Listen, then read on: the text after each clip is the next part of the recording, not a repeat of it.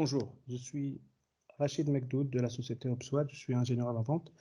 Donc aujourd'hui, l'objectif de la démonstration, c'est d'aborder le module Deep CDR, Content Design and Reconstruction. C'est l'assainissement de fichiers. Donc c'est dans la partie prévention, technologie de prévention.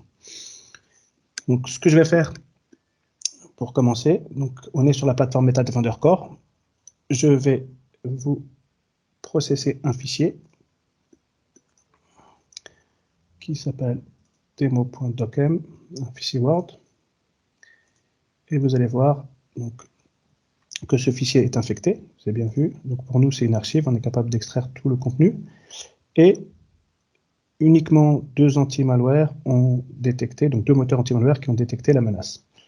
D'accord? Donc là, c'est le fichier qu'on a scanné directement sur la plateforme Meta Defender Core. Ce qu'on va faire maintenant, c'est aller dans le répertoire où il y a le fichier infecté. J'ai une image ici que j'ai téléchargée, donc le logo d'Opswat que j'ai appelé metadefender.jpg. Donc voilà, une image. Et ce que je vais faire, donc le système de détection fonctionne très bien. Donc j'ai 8 moteurs anti-malware, je peux aller jusqu'à 35. Maintenant, l'objectif, c'est de voir comment la solution se comporte avec une attaque de type stéganographie. Donc comment cacher des informations dans une image, par exemple, dans un fichier.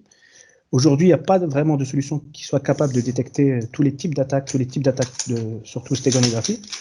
Et je vais vous montrer que c'est assez simple pour justement cacher ces informations-là. Donc ce que je vais faire, admettons que j'ai un fichier ici confidentiel, donc un rapport PDF, qui est super confidentiel, que je veux exfiltrer, donc c'est une technique aussi d'évasion, donc je veux ne pas être vu, donc je veux exfiltrer ces informations sans être détecté, et je peux aussi infecter une machine sans que le système de détection ne bloque l'attaque. Donc ce que je vais faire, c'est prendre le fichier doc et le PDF, les mettre dans un zip, tout simplement. Je vais le nommer performance.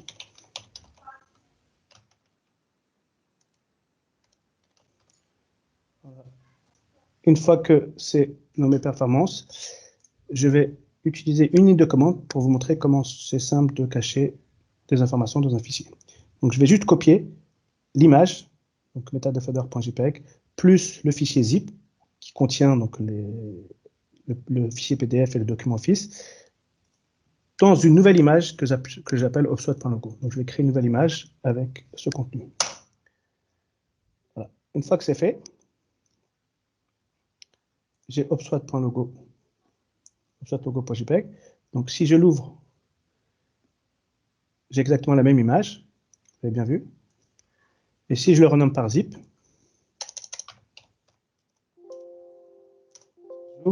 j'ai caché donc les deux fichiers à l'intérieur. Okay, très très simple à mettre en place. Donc je vais le remettre sur le nom d'origine. JPEG. Donc j'ai plus besoin de tout ça. Maintenant que tout est prêt. Et donc voilà, j'ai ma nouvelle image où j'ai caché à l'intérieur la partie PDF et un fichier infecté. Donc pour vous montrer les deux types d'utilisation de la stéganographie, le fait d'exfiltrer des informations et le fait de mettre un malware ou un programme malveillant. Donc ce que je vais faire, je vais utiliser la même plateforme, Meta Defender Core, pour pouvoir scanner le fichier. Donc c'est opswatlogo.jpg. Je vais le scanner. Vous allez vous apercevoir que j'ai rien détecté sur la partie anti-malware. Donc je peux avoir 35 moteurs, ça ne va rien changer. Je ne vais rien détecter. Par contre, comme je ne fais pas confiance au fichier, donc trust no file, vous avez vu que j'ai assaini le fichier. Qu'est-ce qui se passe? Je vais télécharger une nouvelle version du fichier, donc assaini. Donc l'utilisateur final, s'il utilise cette option, l'avantage c'est que s'il utilise ce fichier, c'est exactement la même image, la même qualité, donc on ne voit pas de différence. Par contre, si on essaye maintenant de renommer par zip, cette fois-ci, ça ne fonctionne pas. Donc c'est la grosse différence entre le système de détection et le système de prévention. Le système de prévention ne se base pas sur la détection. Donc, c'est juste pour vous montrer, pour les malwares inconnus, ce qu'on est capable de faire, et pour les attaques zero day. Donc, la détection, c'est important de l'avoir, parce qu'il faut savoir qu'on est sous attaque, mais aussi la partie assainissement de fichiers. De plus en plus, on a besoin d'assainir les fichiers pour s'assurer, par exemple, qu'un fichier Excel avec une macro, que le contenu soit légitime ou pas, qu'on retire cette macro, ou un PDF avec un JavaScript, qu'on retire le JavaScript. Donc, le fait de retirer le composant actif, ça permet d'avoir un fichier stérile. Et sur la partie image-vidéo, on a des techniques, justement, pour pouvoir supprimer ce type d'attaque. Voilà pour la démonstration. J'espère que cela a été utile et que ça a été clair. Et à bientôt pour de nouvelles vidéos. Merci bien.